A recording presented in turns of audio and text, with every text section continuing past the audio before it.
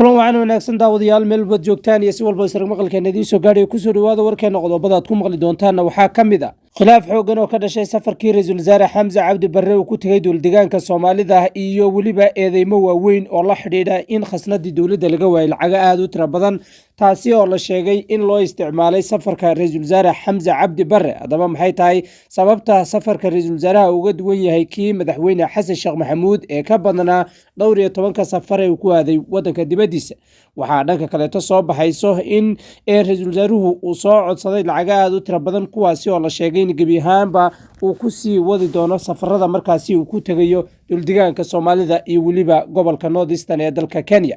mas-uuliyiinta gobolka hiiraan oo ku kala jabay xogta baahinta qaraxyadii isdabajooga ah ee ka dhacay magaalada jalalaqsi iyo bulaberde xilli qaar ka mid a mas-uuliyiinta ay ku eedeeyeen in dowladda laftirkeeda ay ka dambeysay qaraxyadii isdabajooga ah ee ka dhacay deegaanadaasi bangiga adduunka iyo m f na waxay war ka soo saareen hanaanka deen cafinta dalka soomaaliya xilli maalmihii ugu dambeysay baa dowladda federaalk soomaaliya lagu eedeynayey inay luunsadeen lacago aada u tiro badan kuwaasi oo loo isticmaalay safaro markaasi aan muhiim ahayn iyo weliba sidoo kaleeto howlgallada lagula dagaalamayo ururka argagixisada al-shabaab xilli ay soo baxayso warar la xidhiidha in ciidamada jamhuuriyadda federaalk soomaaliya labadii bilood ee u dambeysay aysan helin wax mushaara oo markaasi ay ka qaateen dowladda federaalk soomaaliya waxaana isa soo taraya ciidamo ka gadoodsan kuwaasi oo kasoo baxaya furimaha hore ee dagaalka islamarkaana soo gelaya magaalada muqdisho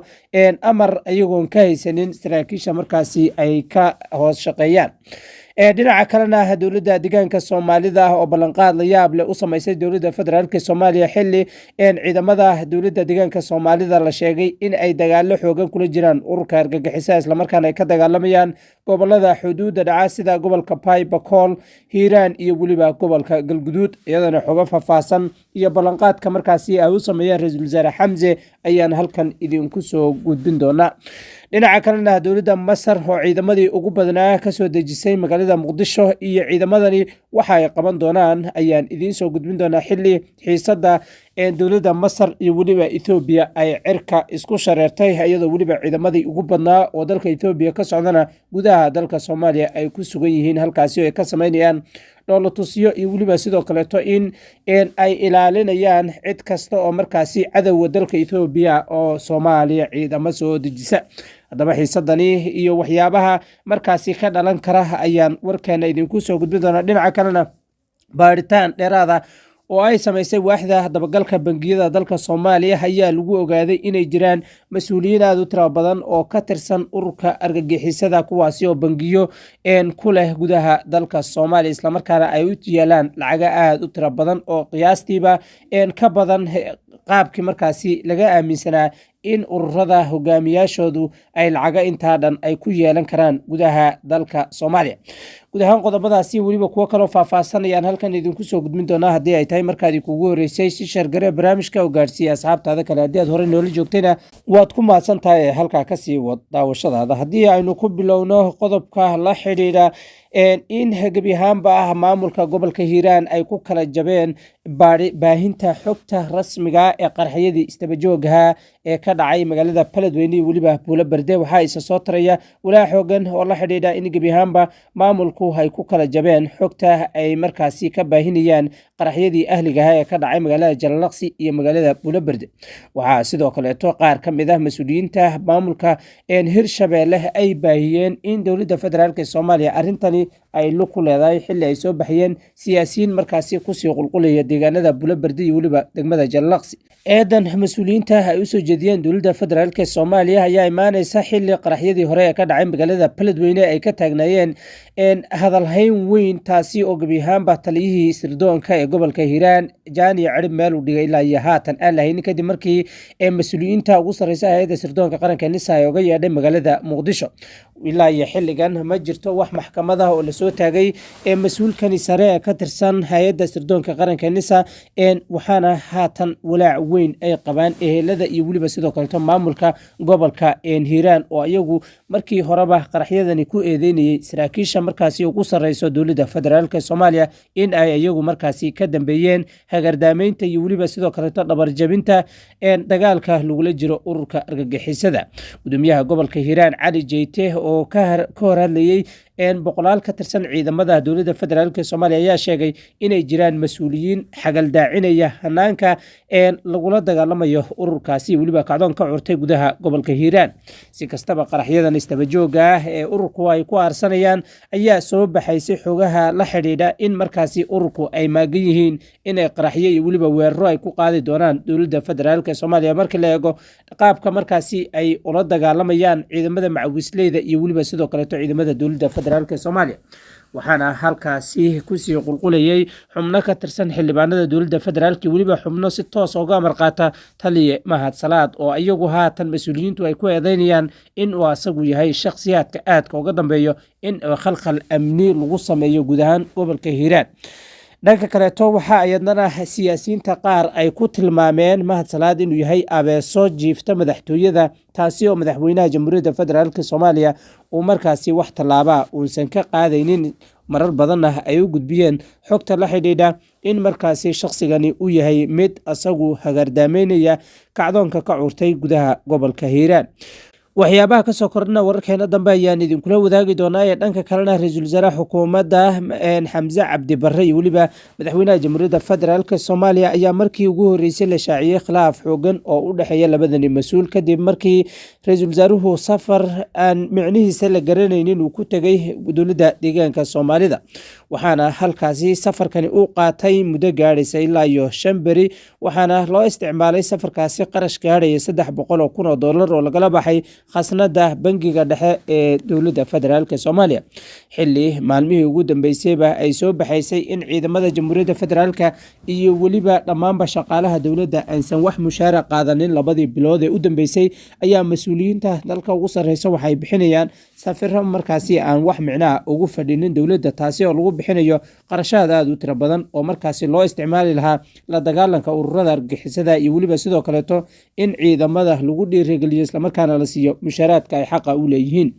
si kastaba ra-iisul wasaare xamse cabdi barre ayaa haatan ku sugan dowladda deegaanka soomaalida, waxaana uu soo codsaday lacag gaadhaysa 500,000, taasi oo la sheegay inuu u isticmaali doono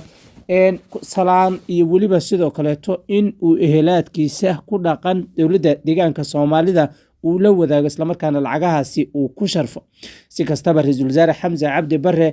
oo kasoo jeeda gobolada jubbooyinka islamarkaana ehelaad fara badan ku leh dowladda deegaanka soomaalida ama ay beelihiisuba degan yihiin, ayaa ilaa iyo xilligan gaadhin magaalada kismaayo oo ah xarunta uu ku matala dowladda federaalk soomaaliya. halkaasina waxaa ka jira xaaladaadu adag iyo weliba sidoo kaleeto in gobolada jubbada dhexe iyo weliba jubbada hoose ay gacanta ururka al-shabaab ay ku jirto. halkaasina laga rabay in ra-iisul wasaaruhu uu ka sameeyo kacdoon iyo weliba abaabul ka dhana ururada, ama ugu yaraan markaasi uu axmed maxamed islaam oo ah madaxweynaha maamulka jubbaland uu ku qanciyo inuu halkaasi ka sameeyo furimo lagula dagaalamo ururada argagixisada markaasi xooga ku haysto deegaanka jubbada dhexe iyo weliba jubbada hoose. dhanka kaleeto waxaa isa soo taraysa in ra-iisul wasaare xamse cabdi barre uu imaan doono wadanka kenya, gaar ahaan north eastern, halkaasi oo kulamo uu kula qaadan doono qaar ka mid a beelaha halkaasi dega, kuwaasi oo inta badan ajendaha dowladda federaalk soomaaliya xilligan lagula jiro ururka al-shabaab dagaalka iyo weliba in bangigii adduunka iyo weliba IMF ay war soo saarayaan in qarashaad aad u tiro badan ay mas-uuliyiintu isticmaalayaan, in arintaasi ra-iisul wasaaraha ay ka dhaadhacsaneen. khilaafkan madaxweynaha jamhuuriyadda iyo weliba ra-iisul wasaaraha ayaad moodaa inuu ku soo aadayo xilli madaxweynaha laftirkiisa uu dhunsaday lacaga aad u tiro badan oo gaadhaysa $3 milyan, taasi oo ku baxday safaro micno darro ah oo ku bixiyey wadamada dariska iyo weliba wadamo kaleeto markaasi Soomaaliya aan dan saasa ugu jirin. indhawadeel khilaafkaasi iyo weliba waxyaabaha kasoo korana wararkeena dambe ayaan idinku soo gudbin doonaa. haddii aynu eegno dowladda ee Masar ayaa ciidamadii ugu badanaa kasoo dejinaysa gudaha dalka Soomaaliya, waxaana ay dowladda Masar ku adkeysanaysaa in ay dowladda Soomaaliya ka caawin doonto la dagaalanka ururka al-shabaab iyo weliba in ay markaasi saldhig ay ugu tababarto dowladda Soomaaliya ciidamadeeda ay ka furan doonto gudaha dalka Soomaaliya. horey arintani waxaa uga digay mas-uuliyiin sarsare oo ka tirsan dalka Itoobiya, kuwaasi ugu horeeya Abiy Ahmed, islamarkaana ogolaaday raaligelin inuu ka bixiyo wax kasta oo markaasi ay ka tabanayso dowladda Soomaaliya sifa uu uga dhaadhiciyo madaxweyne xasan sheekh maxamuud in masar aysan saldhig ka samaysanin gudaha dalka soomaaliya. dowladda ethoobiya ciidamadii ugu badnaa ayay keentay magaalada baydhabo iyo weliba sidoo kaleeto magaalada dorow ee gobolka gedo. si kastaba waxa ayadnana dowladda deegaanka soomaalidu ay ciidamadii ugu badnaa kusoo daabulayaan gudaha gobolada bay bakool, hiiraan iyo weliba gobolka gaduguduud, halkaasi oo ay sheegeen in ballanqaadyo horle ay u sameynayaan goboladaasi sifa markaasi ururka al-shabaab ay ola dagaalamaan.